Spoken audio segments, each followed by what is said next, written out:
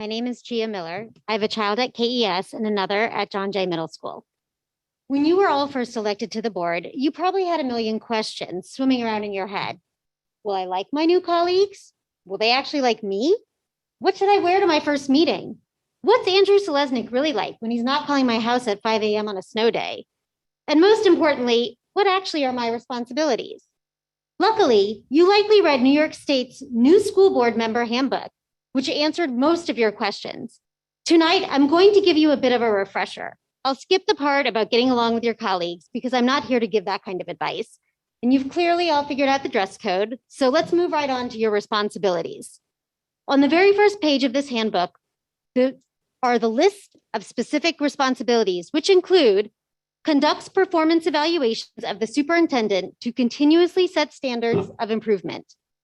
A little bit later in that chapter, it states, the only employee who answers directly to the school board is the superintendent. Yet when I look at your website and the responsibilities you list in your mission statement, there is nothing that talks about setting standards for the superintendent, regular evaluations of the superintendent, or that he answers to you.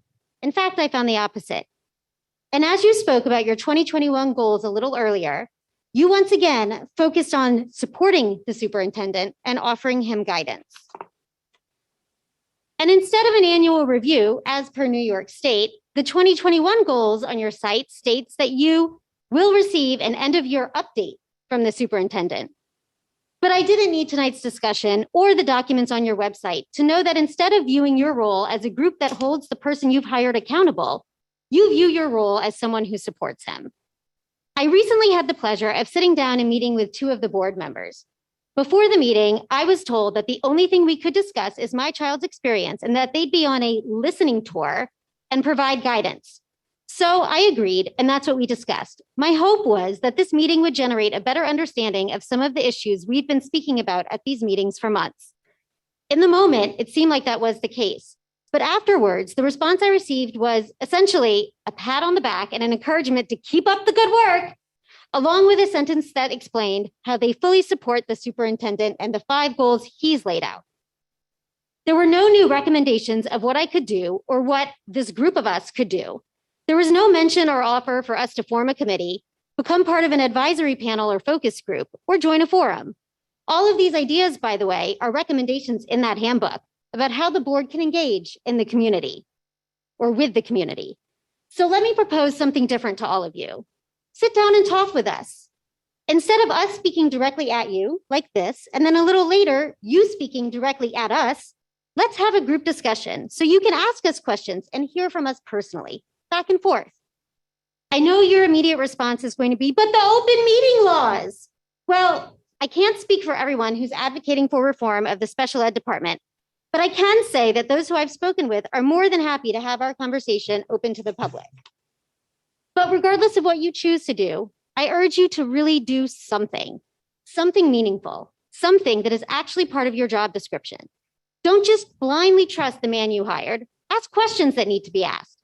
The handbook describes your role as a leader of the district and an advocate of public education. But what exactly are you leading? And who are you advocating for? You're not leading all parents or advocating for all students. Don't you think you should?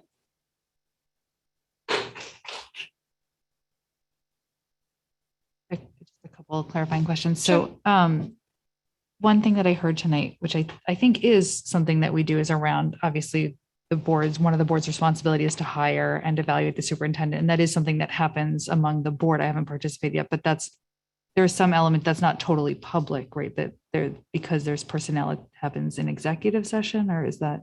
Yeah, as I just mentioned, this is all outlined in board policy. And yes, there's board policy related to board self-evaluation, for example. It's an annual requirement, and to the oversight and evaluation of the superintendent. There's plenty of very detailed information about how that works in the policy library.